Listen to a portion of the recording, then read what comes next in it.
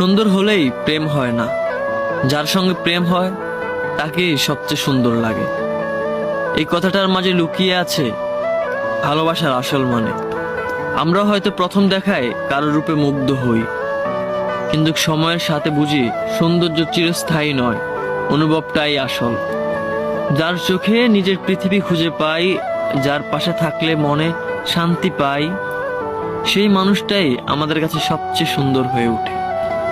প্রেম হয়ে ওঠে আত্মার সংযোগ, হৃদয়ের কক্ষপতনে একে অপরের পাশে থাকা ছোটখাটো মুহূর্তগুলো একসাথে উপভোগ করার মাঝেই গড়ে ওঠে এক সুন্দরতম বন্ধন।